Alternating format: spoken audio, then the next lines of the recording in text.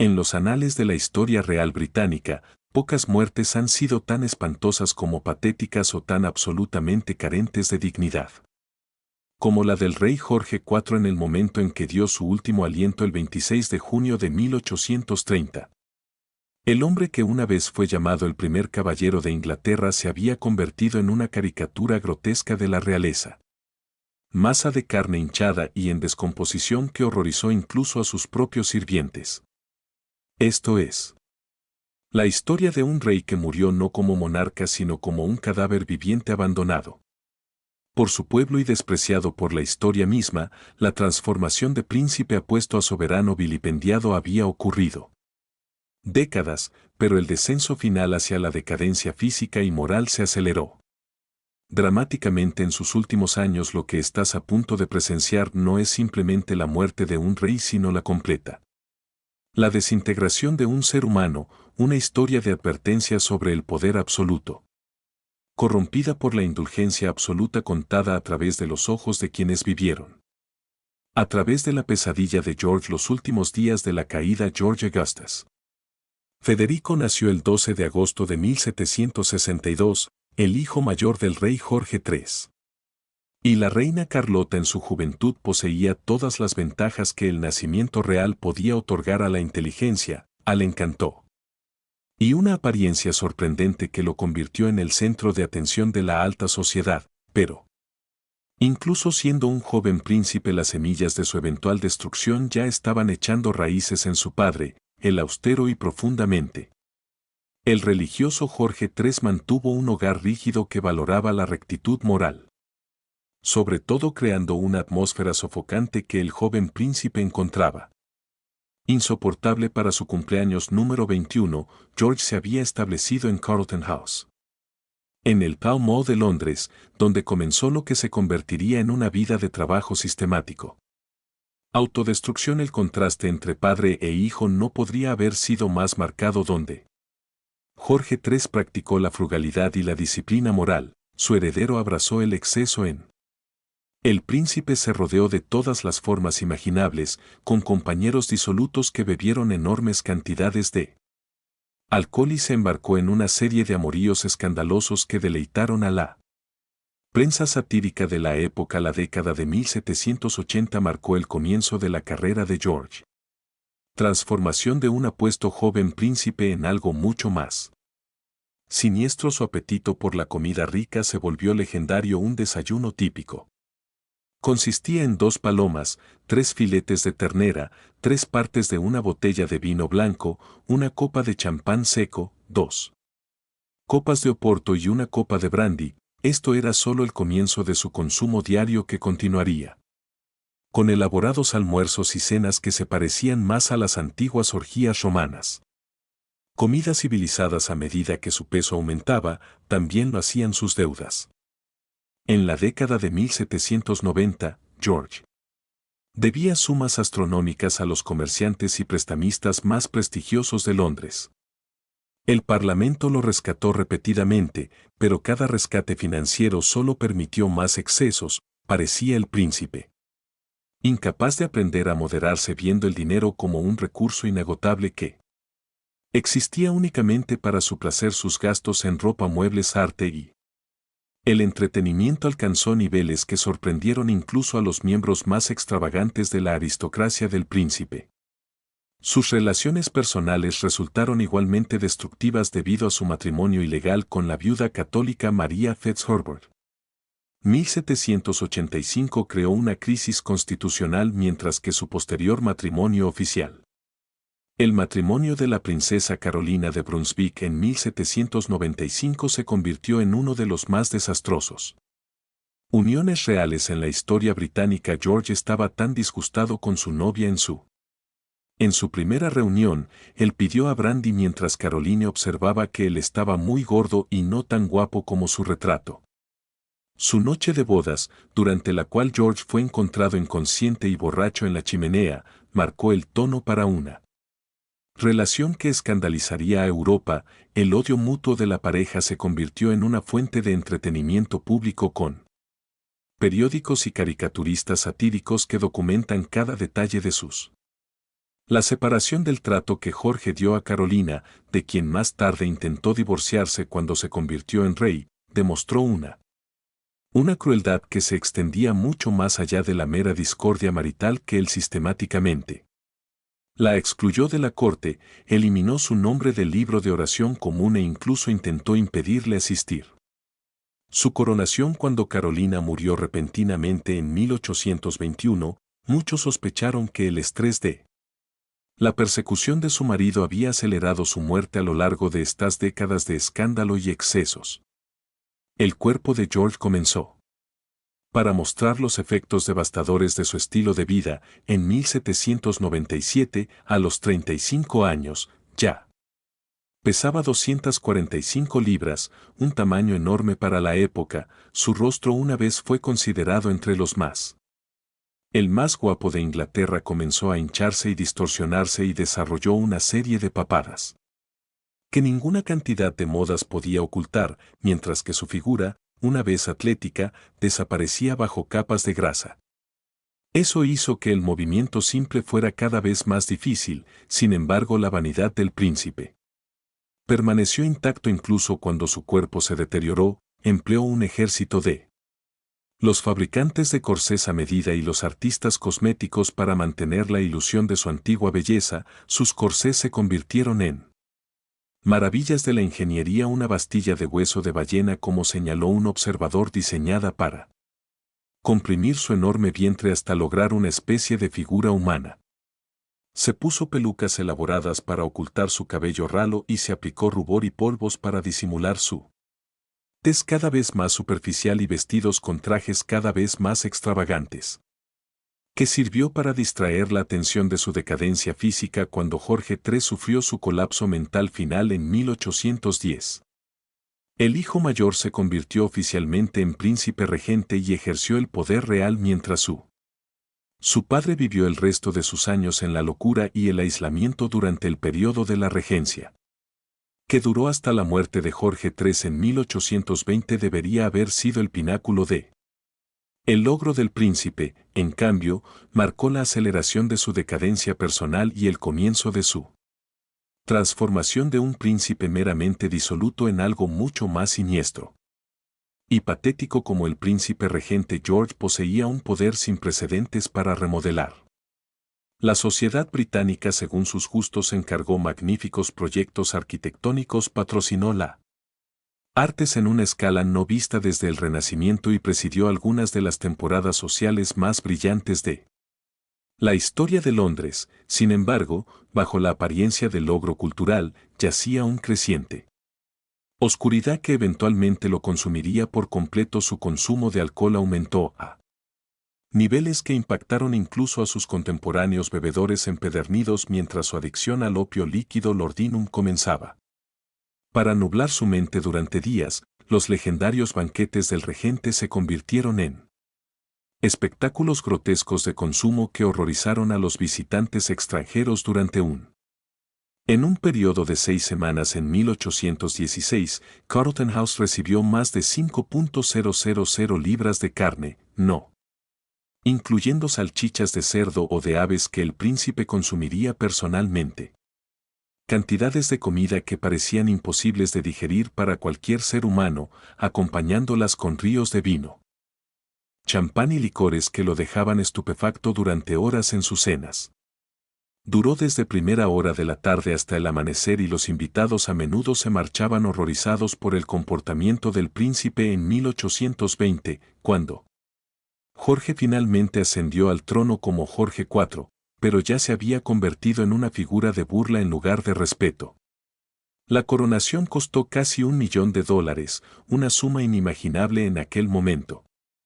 Criticado como un ejercicio de exceso megalómano, el nuevo rey apareció con una corona decorada con más de 12.000 diamantes alquilados, sus enormes cuerpos apretados en túnicas de tejido plateado que lo hizo parecerse, en palabras de un observador, a una magnífica ballena vestida para un baile de máscaras. Los primeros años del reinado de Jorge estuvieron marcados por crisis políticas que revelaron su incapacidad para la realeza y su intento de divorciarse de la reina Carolina crearon un escándalo público. Espectáculo que puso al pueblo británico decisivamente en su contra mientras su interferencia en la política gubernamental demostró una comprensión del arte de gobernar que era a la vez ingenua y peligrosa. El Parlamento aprendió a trabajar en torno al rey en lugar de con él, reduciéndolo efectivamente a una figura decorativa ceremonial, cuya función principal era evitar causar más escándalos a medida que avanzaba la década de 1820. La condición física de George se deterioró a una velocidad alarmante. Su peso superó las 280 libras, lo que lo convirtió en una de las personas más obesas de Gran Bretaña. Sus piernas hinchadas por la retención de líquidos se volvieron tan dolorosas que apenas podía. Las escaleras se volvieron imposibles de subir, obligando a sus sirvientes a llevarlo a través de sus propios palacios como un mueble que respira, el contraste entre su imagen pública como rey y su realidad privada como. La invalidez creó una disonancia cognitiva que lo llevó a un aislamiento más profundo y dependencia. La adicción del rey al laudanum alcanzó niveles verdaderamente peligrosos. Durante este periodo consumía regularmente más de 100 gotas antes de apariciones públicas. Suficiente para dejar inconsciente a la mayoría de las personas, la droga lo dejó en una neblina perpetua. Incapaz de concentrarse en los asuntos gubernamentales por más de unos pocos minutos a la vez, sus discursos se volvían incoherentes y divagantes. Asuntos que avergonzaban a sus ministros y deleitaban a sus enemigos extranjeros. Los diplomáticos informaron que el rey de Inglaterra parecía estar borracho o drogado durante la mayoría de las funciones oficiales. La vista de George comenzó a fallar catastróficamente a finales de la década de 1820, lo que añadió otra capa de humillación a su situación.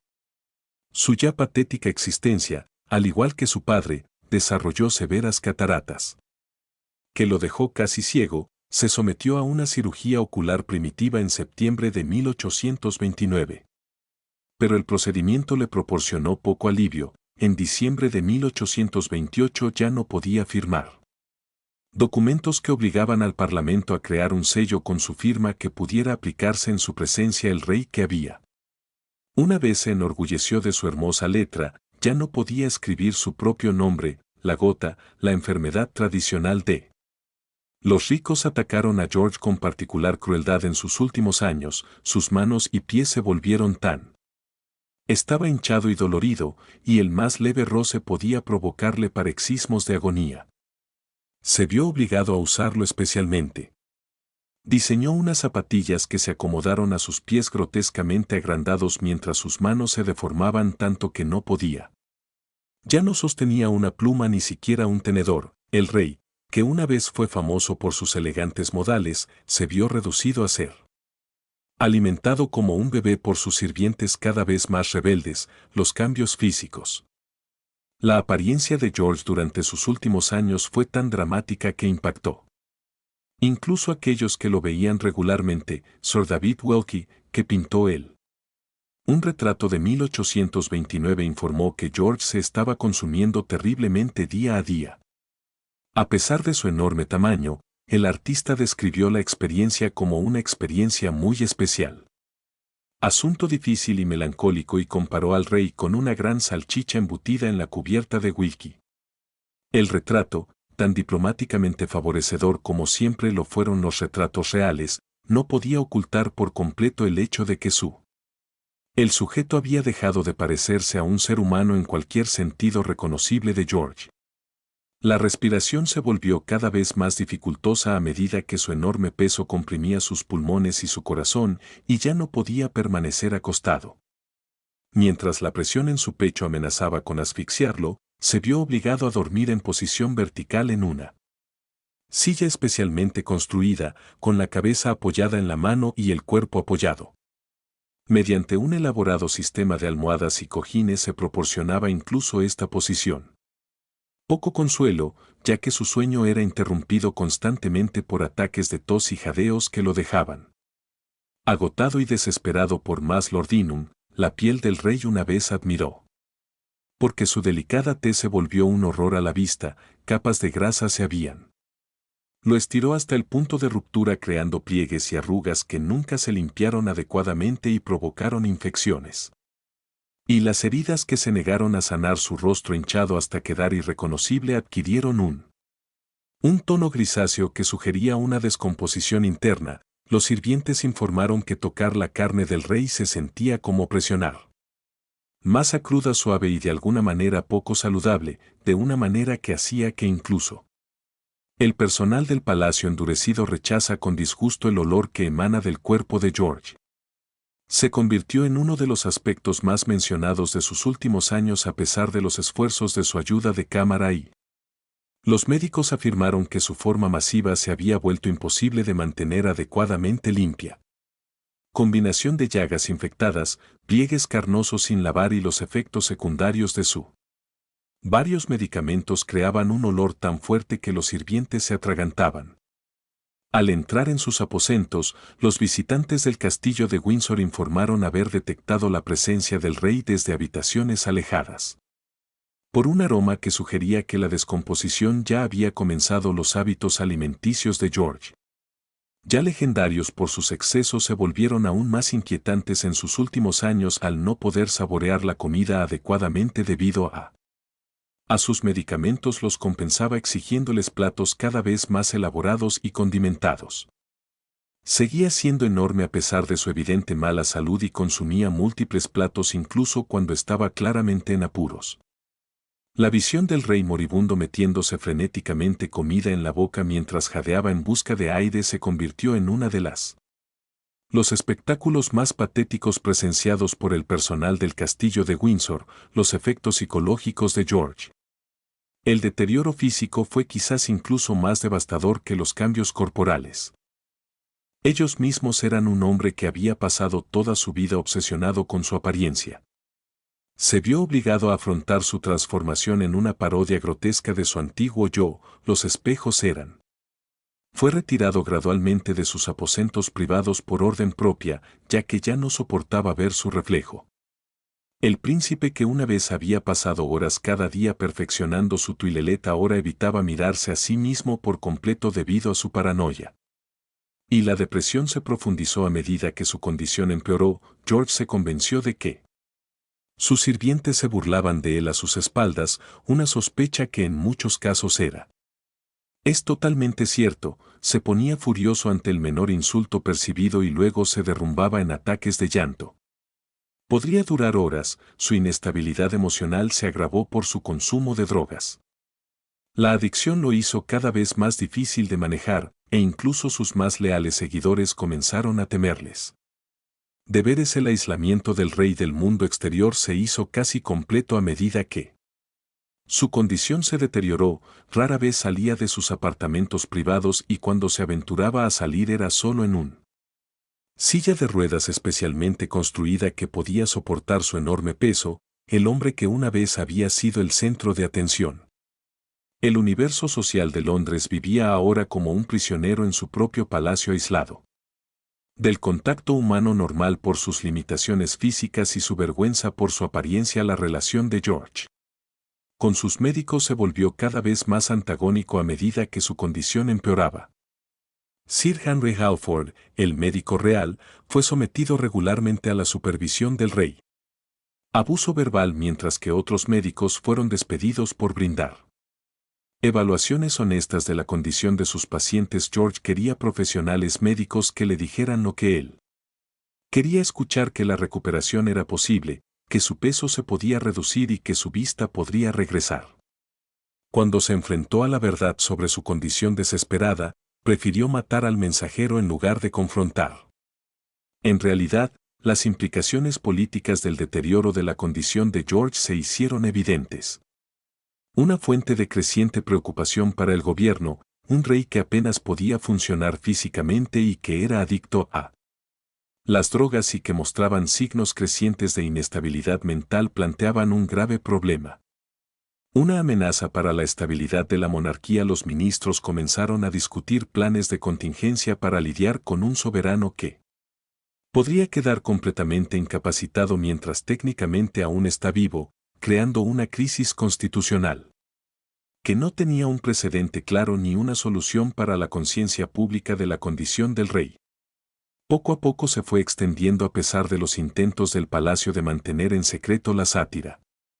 Los caricaturistas que se habían burlado de la obesidad de George durante décadas ahora comenzaron a representar él como un monarca literalmente moribundo cuya existencia continua era una vergüenza. Para la nación el contraste entre los boletines oficiales sobre la salud del rey que hablaban de indisposiciones y los reveses temporales y la realidad de su condición se convirtieron en una fuente de humor amargo entre el pueblo británico. Los sirvientes del castillo de Windsor comenzaron a mostrar una alarmante falta de respeto por su amo real, ya que su condición. Los lacayos deteriorados se quejaban abiertamente de tener que soportar el enorme peso del rey, mientras que las camareras. Los chismes sobre el horrible olor que impregnaba sus aposentos hicieron que los elaborados protocolos del servicio real comenzaran a se derrumbaron mientras los miembros del personal luchaban por mantener su dignidad al tratar con un soberano que claramente había perdido. Los patrones de sueño de George se volvieron cada vez más erráticos a medida que su malestar físico se intensificaba y dormitaba de forma irregular durante el día y luego permanecen despiertos durante horas durante la noche, exigiendo que los sirvientes se sentaran con él mientras luchaba con el dolor y las dificultades para respirar, sus desvaríos nocturnos. A menudo inducido por Loram se volvió legendario entre el personal del palacio que echaba suertes para determinar quién sería el elegido. Tener que soportar la compañía del rey durante sus vigilias de medianoche, el apetito del rey. Porque el alcohol permaneció intacto a pesar de su evidente mala salud. Continuó consumiendo enormes cantidades de vino, champán y licores a menudo, mezclándolos con su señor en combinaciones que habrían matado instantáneamente a un hombre inferior. Su tolerancia para el alcohol se había vuelto tan alto que las cantidades que dejarían inconscientes a las personas normales simplemente lo hacían sentir ligeramente inconsciente. Más hablador, aunque su discurso seguía siendo arrastrado y en gran medida incomprensible. En 1829, la condición de George se había deteriorado hasta el punto en que ya no podía desempeñar ni siquiera las funciones más básicas de la realeza. Leer documentos estatales, no pudo firmar documentos y estaba demasiado confundido para seguir discusiones políticas. La maquinaria del gobierno continuó funcionando a su alrededor, pero el propio rey se había vuelto poco más que un cadáver respirante que ocasionalmente se movía para hacer demandas irrazonables o emitir mensajes incoherentes. Las órdenes de que todos ignoraran el acto físico de mover a George de una habitación a otra se convirtieron en un problema logístico importante. Desafío que requirió equipos de sirvientes y equipo especializado. Se construyó una silla con ruedas para transportarlo, pero incluso esta resultó inadecuada para alguien de su tamaño y condición médica. El sonido del rey siendo movido por los pasillos del palacio. El crujido de la maquinaria, los gruñidos de los sirvientes esforzándose y el propio George. La respiración dificultosa se convirtió en un recordatorio audible de la degradación de la monarquía.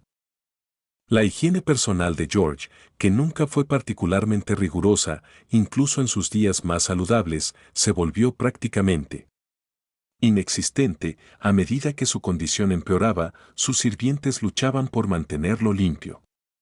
Pero su tamaño y su condición médica hicieron que el lavado adecuado fuera casi imposible. El rey a veces pasaba semanas sin un baño adecuado y su cuerpo sin lavarse sumaba al olor ya abrumador que marcaba su presencia. Los visitantes del palacio aprendieron a respirar a través de sus bocas cuando estaba cerca del rey. El contraste entre la imagen pública de George y la realidad privada alcanzó su punto más extremo durante sus últimos años. Los retratos oficiales continuaron mostrando a un monarca digno con espléndidas vestiduras, pero aquellos que realmente se encontraron con el rey describieron una criatura que tenía poco parecido con estos idealizados. Las representaciones de la brecha entre la propaganda real y la realidad vivida se hicieron tan grande que parecía casi surrealista, como si dos personas completamente diferentes estuvieran. El debate sobre la adicción a las drogas había hecho que el estado mental de George fuera impredecible y a menudo peligroso. Experimentaría periodos de aparente lucidez seguidos de episodios de completa confusión donde fracasaría. Para poder reconocer incluso a sus sirvientes más cercanos, su memoria se volvió tan poco fiable que olvidaba conversaciones que habían tenido lugar minutos antes y luego se ponía furioso cuando le recordaban sus. El olvido, el deterioro mental del rey lo hizo cada vez más paranoico y desconfiado de todos. A su alrededor se desarrolló el despertar religioso que George experimentó en sus últimos meses. Añadió otra capa de patetismo a su ya trágica situación el hombre que había pasó décadas desafiando abiertamente la moral cristiana y de repente se convirtió en obsesionado con asegurar el perdón divino por sus pecados. Pasaba horas confesando sus fechorías a clérigos cada vez más incómodos. Al detallar una vida de libertinaje con una especificidad que horrorizó a sus oyentes, su nueva piedad parecía genuino, pero se vio socavado por su continua incapacidad para modificar su comportamiento destructivo. El apetito de George por Lordham se había vuelto tan enorme que sus médicos temían que pudiera sufrir una sobredosis accidental durante uno de sus episodios confusos. La cantidad de el opio en su torrente sanguíneo era suficiente para matar a varias personas comunes y corrientes, pero la tolerancia del rey era tan alta que parecía funcionar normalmente, o al menos tan normalmente como su condición lo permitía. Permitió que sus médicos comenzaran a diluir su medicación sin decirle nada, pero George exigiría dosis cada vez mayores para lograr el mismo efecto. La relación del rey con la comida se volvió cada vez más disfuncional a medida que su muerte se acercó, a pesar de su evidente incapacidad para digerir adecuadamente las comidas, y continuó exigir elaboradas cenas de varios platos que consumiría con mecánica. La determinación de ver a George tragando comida mientras estaba claramente angustiado se convirtió en una de las cosas más difíciles. Aspectos inquietantes de su periodo final que sugieren un hombre que lo había perdido todo. Conexión con sus propias necesidades físicas y limitaciones, relaciones personales. Se volvió prácticamente imposible para George a medida que su condición se deterioraba. Su amante de mucho tiempo, la marciana Cunningham, se distanció gradualmente de la corte a medida que la apariencia del rey se volvió demasiado grotesca para soportar sus pocas. Los amigos restantes encontraron excusas para no visitar el castillo de Windsor y dejar a George rodeado solo de sirvientes pagados que apenas podían ocultar su repulsión ante su presencia. El rey, que una vez había sido rodeado de admiradores y aduladores, murió esencialmente solo. El olor de la decadencia que rodeaba a George se volvió tan abrumadora que comenzó a afectar a los demás residentes del castillo de Windsor. Adelaida, la esposa del hermano de Jorge, William, que se convertiría en Guillermo IV. Según se informa, se mudaron a diferentes barrios para escapar del olor y los sirvientes comenzaron a ofrecerse como voluntarios para tareas que les llevarían. Los alejaban de los aposentos del rey, mientras que los que se quedaban se envolvían la cara con telas para filtrar el humo.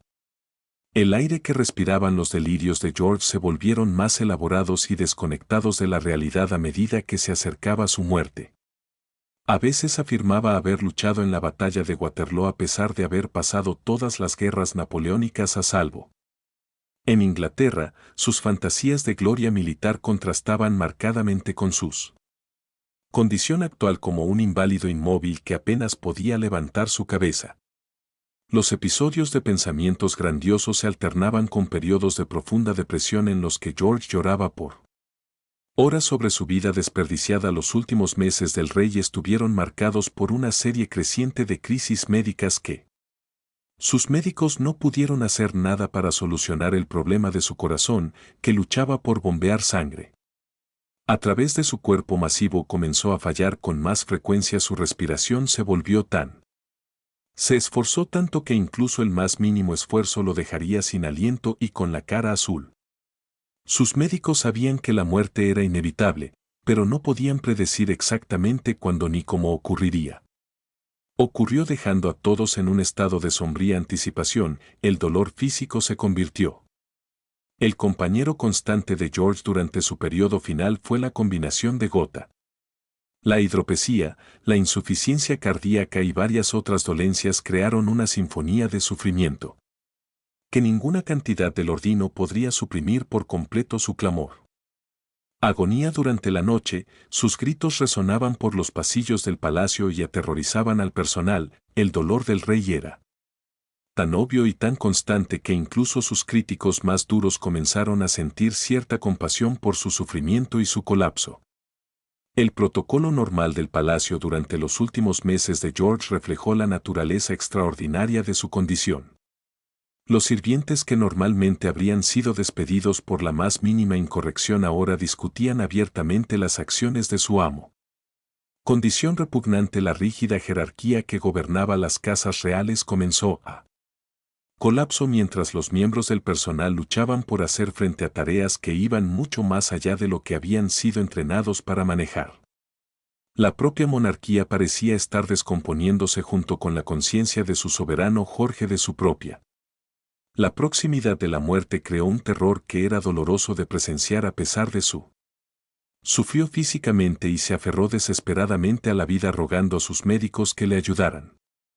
Tratamientos que podrían prolongar su existencia incluso brevemente. Su miedo a la muerte era tan intenso que se negaba a dormir convencido de que no podría despertar. Este temor existencial añadió un dimensión psicológica de su sufrimiento que hizo que sus últimos meses fueran aún más angustiosos para quienes los presenciaron.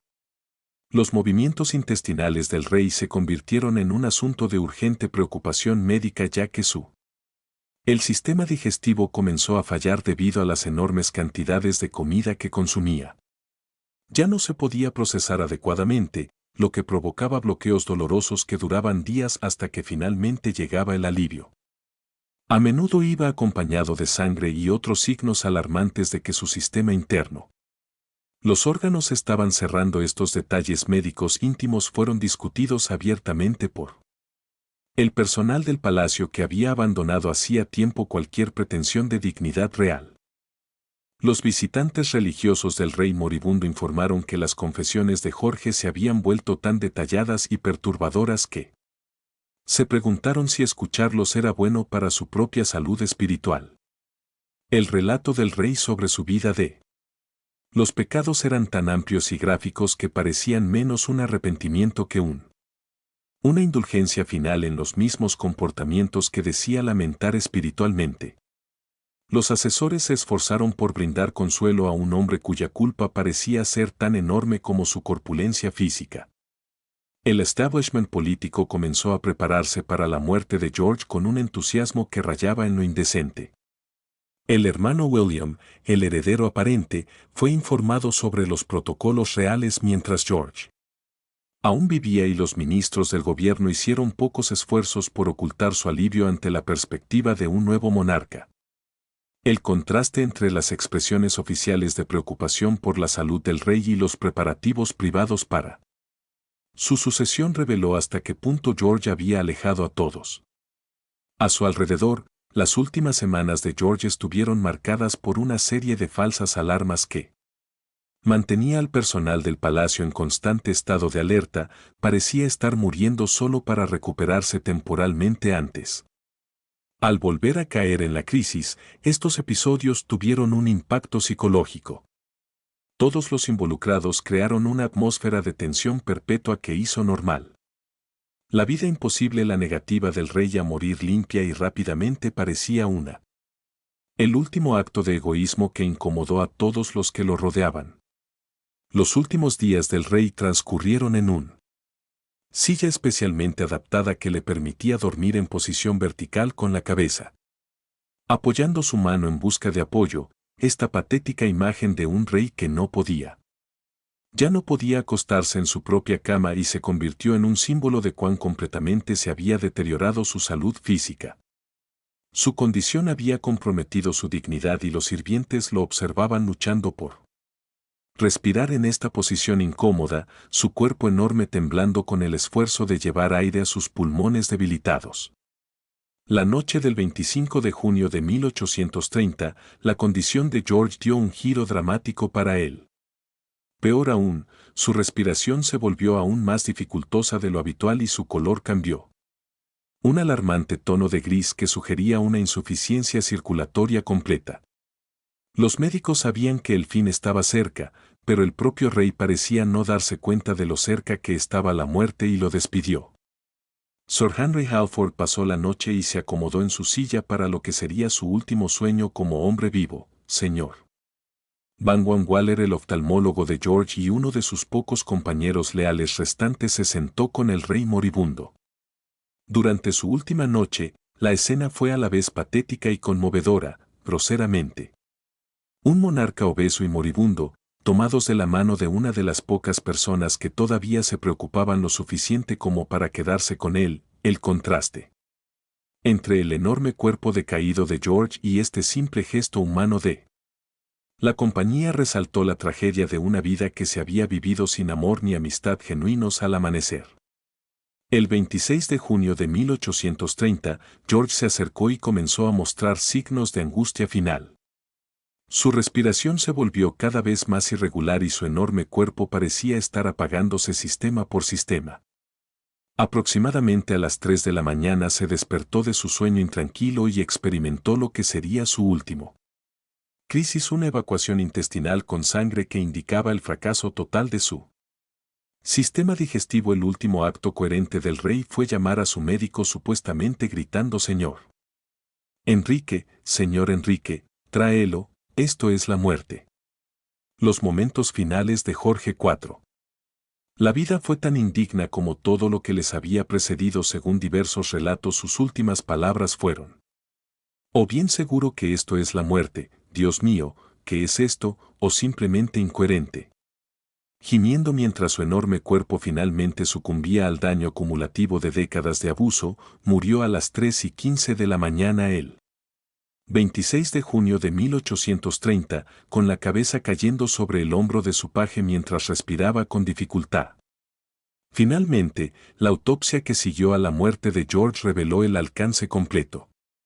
Debido al daño interno que su estilo de vida le había causado, sus médicos encontraron depósitos masivos de grasa alrededor de todo el cuerpo.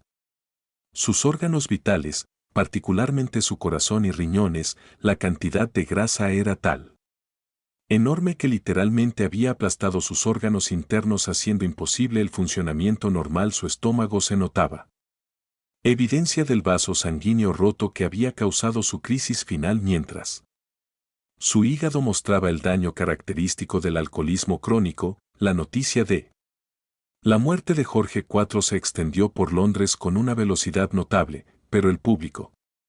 La reacción fue diferente a todo lo visto por un monarca anterior. En lugar de la tradicional manifestación de dolor hubo luto, alivio apenas disimulado y en muchos casos celebración abierta. Según el Times, el más respetado, el periódico del día, publicó lo que podría ser el obituario más condenatorio jamás escrito para un rey británico, preguntando: ¿qué ojo ha llorado por él? ¿Qué corazón ha latido un latido de un dolor inmercenario? El periódico continuó con su devastadora evaluación de que nunca era un individuo menos lamentado por sus semejantes que este rey fallecido. Si alguna vez tuvo un amigo devoto en cualquier rango de la vida, protestamos que el nombre de él o ella nunca nos llegó. Esta honestidad brutal reflejaba una visión más amplia. El sentimiento público era que Jorge IV no solo había sido un mal rey, sino un rey fundamentalmente ser humano repugnante, cuya muerte fue causada para celebrar en lugar de lamentar los desafíos prácticos de la preparación del cuerpo de George para el entierro. Supuso una última humillación para él. Monarca muerto, su enorme tamaño hizo imposibles los preparativos funerarios normales, requiriendo equipo especialmente construido y refuerzos para soportar su peso. El ataúd tuvo que estar hecho de caoba española revestida de plomo para contener su enorme figura, mientras que los pasillos del palacio requerían protección. Paneles de madera para evitar daños por el peso del ataúd y su grotesco contenido. Incluso en la muerte del cuerpo de George continuó emitiendo el olor que había hecho que sus últimos años fueran tan desagradables para quienes lo rodeaban, los funerarios que trabajaban en él. El cadáver se quejó del olor mientras que el proceso de embalsamamiento resultó más difícil de lo habitual debido a la intervención del rey. Tamaño y el avanzado estado de descomposición que aparentemente había comenzado incluso antes de su muerte, el hombre que una vez había sido. La obsesión por los perfumes y los cosméticos se había convertido en una fuente de repulsión que ya no existía. La cantidad de preparación podría enmascarar por completo el velatorio en el castillo de Windsor, que se destacó por la falta de luto genuino entre los visitantes mientras el protocolo exigía que la gente vistiera de negro y mantuviera un orden apropiado. Los observadores del somnolencia notaron que la atmósfera era más curiosa que triste, muchos vinieron a mirar boquiabiertos. Ataúd enorme en lugar de presentar sus respetos mientras otros parecen estar confirmando que George estaba realmente muerto. En lugar de lamentar su fallecimiento, la procesión fúnebre se convirtió en un tema de burla en lugar de reverencia. Los relatos contemporáneos describen a cortesanos contando chistes triviales durante la ceremonia mientras la atmósfera general sugirió alivio en lugar de dolor, incluso el hermano de George, William, quien se convirtió en. Se informó que Guillermo IV mostró un entusiasmo inapropiado por su nuevo rol como rey, comportándose con falta de respeto. Decoro que escandalizó incluso a aquellos acostumbrados a la disfunción real, el servicio fúnebre en la capilla de San Jorge. Se caracterizó por un ruido considerable y una perturbación que no tenía nada que ver con la emoción genuina, los sonidos no provenían de dolientes que lloraban, sino también de asistentes inquietos que parecían ansiosos por él. Procedimientos para terminar y poder volver a la vida normal. El contraste con el dolor genuino que había marcado otros funerales reales fue marcado y comentado. Fueron prácticamente todos los presentes los que se enteraron de que el entierro en sí requirió una ingeniería especial para manejar el enorme peso de George. El suelo de la bóveda real tuvo que ser reforzado para soportar el peso, mientras que se colocaron poleas y soportes adicionales. Se instalaron para bajar el ataúd de forma segura, incluso este proceso mecánico final parecía simbolizar cómo George. El exceso físico había complicado todos los aspectos de su existencia, haciéndolo aún más. La muerte es más difícil y costosa de lo que debería ser inmediatamente después. El recuerdo de la muerte de George reveló cuán profundamente había alejado a todos los que lo conocían, sin tocarlo genuinamente. Los homenajes surgieron de amigos o seres queridos, sin recuerdos sinceros de bondades privadas o virtudes ocultas. En cambio, la respuesta abrumadora fue alivio de que una vergüenza nacional finalmente hubiera terminado, liberando a Gran Bretaña de la vergüenza de estar representada por tal.